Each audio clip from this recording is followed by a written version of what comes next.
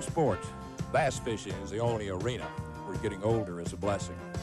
With age comes experience and bass catching know-how.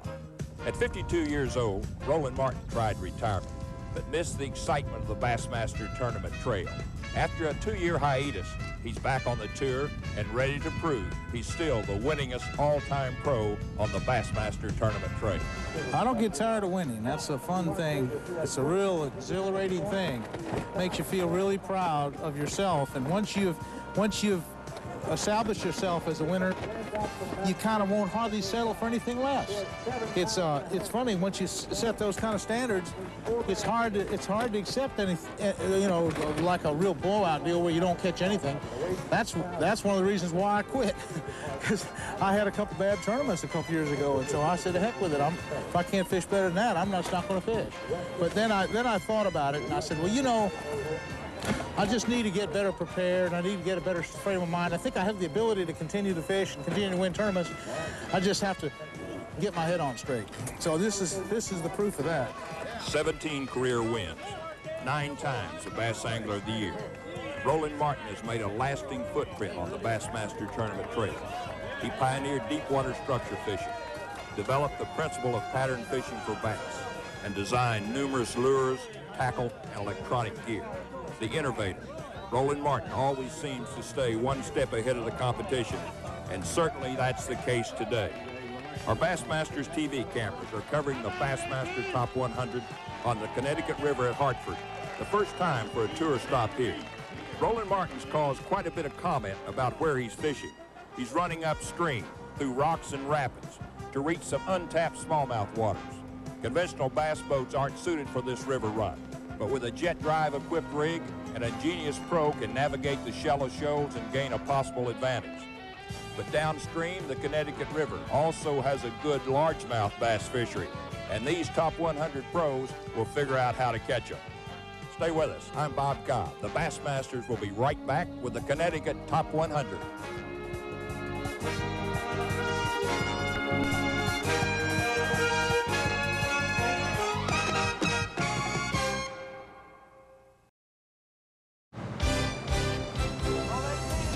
The Connecticut River. 20 years ago, folks would have laughed at the idea of holding a major bass fishing tournament here. Maybe a carp catching derby would have worked. But that was then, before the Connecticut Environmental Protection Department stepped in to clean up the municipal and industrial waste discharges, and before a non-profit group, the Riverfront Recapture, organized to improve the recreational and ecological future of the river. Over $1 million has been invested by supporters to improve Riverside Park near downtown Hartford. This is the site of the $271,200 Bassmaster Connecticut Top 100, a 4-day tournament with a $45,000 prize going to the winning pro. The best professional anglers on the Bass Angler Sportsman Society sponsored trail are paired with amateur partners. They compete as individuals. The top-scoring amateur takes home a fully rigged $19,000 Ranger bass boat, powered by an OMC, Johnson, or Evinrude outboard. There are bass boats, and there are bass rigs. Conventional tournament boats are powered with outboard motors. But here on the Connecticut River, 5 pros are fishing in specially rigged boats with jet drives.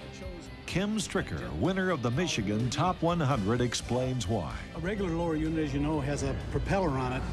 This one sucks in water from an intake here and blows it out here, just like any type ski jet or jet ski, whatever they call those things. The reason is going upriver, you've got a lot of rocks, a lot of shallow water, and something like this, which is level with the boat, will run in about 6 inches of water. You don't have to worry about knocking your propeller off, bending the prop shaft. The only thing you might do is just bounce around on the rocks if you get a little too shallow and run up on a shoal or something. Stricker spent $11,000 for this special rig. In pre-tournament practice, Roland Martin did make it upriver, but at the expense of his regular tournament boat.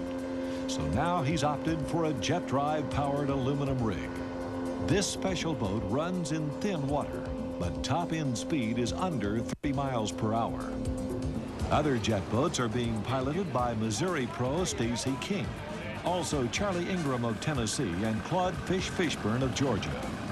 Any of the tournament pros had the same option. However, some protested. I don't like Randall Romig of Pennsylvania, a pre-tournament favorite, explains. See, the problem is that they're able to get 3 or 4 miles past where everybody else can go, and I just don't think that it's really all that fair, you know. I mean, everything else in this circuit's designed to keep things equal, basically, as far as the equipment we're allowed to use and so forth, and I'm just really not in favor of that kind of a deal. From the Lunge Point at Hartford, tournament anglers with a little luck can run north to the Interstate 91 bridge at Windsor Locks. But from that point on to the old infield dam, it's jet drive territory. This first morning, Mike Terry of Tennessee is one of the lucky ones. His lower unit is still in one piece, and he's catching bass. Terry, winner of the Alabama Top 100 last season at Lake Martin, is drifting a white tube jig in the swift current. Upriver, smallmouths are the primary target. A 5 bass daily limit averaging 2 to 2.5 pounds is a good creel, but bigger smallmouths are caught upstream. A keeper-sized tournament bass must measure at least 12 inches long. Primary forage for river smallmouth is crawfish. A jig is the best bet, but matching the color is the key, according to Andy Vallombroso, who used a computer to design these jigs. The computer actually told us what colors makes up the color scheme of a crawdad. It told us just about how many strands of brown, green, orange, and avocado to put inside each jig. This is our crawfish Oscar. We got him right off the Connecticut River here, so we've matched this jig to match the crawdads on the river. And a lot of the pros are throwing this jig, and we've done it in 3 different colors, which is spring craw, summer craw, and autumn craw. And we've gotten a lot of real big fish on this lure this year. And we've used a combination of living rubber, silicone, and deer hair to get an exact match of a crawfish. As important as the lure selection is being in the right place at the right time. There's a strong tidal influence on the Connecticut River, which flows into Long Island Sound. Downriver from Hartford, the bite is geared to the tidal changes, outgoing or incoming.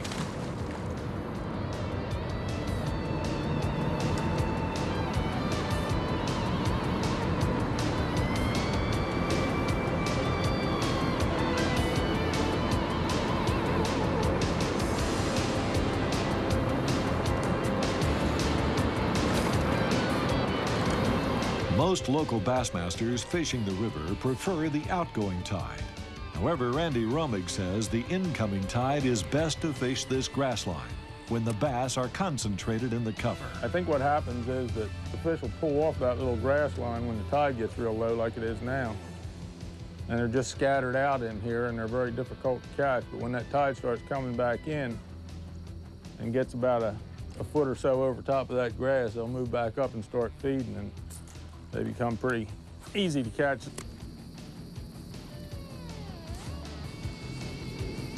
I think that's the right kind.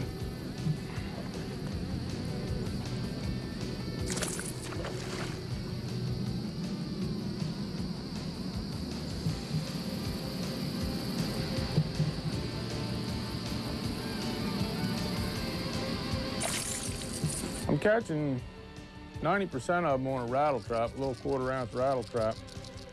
And I'm trying to just tick it over the top of the grass. It's kind of frustrating because just about every cast you'll pick up some of this floating grass somewhere during the retrieve, and so you're probably only getting 50% of your cast that's effective, if that. He started coming, so I just brought him the rest of the way. Stay tuned. The Bassmasters will be right back with more Connecticut River bass catching action.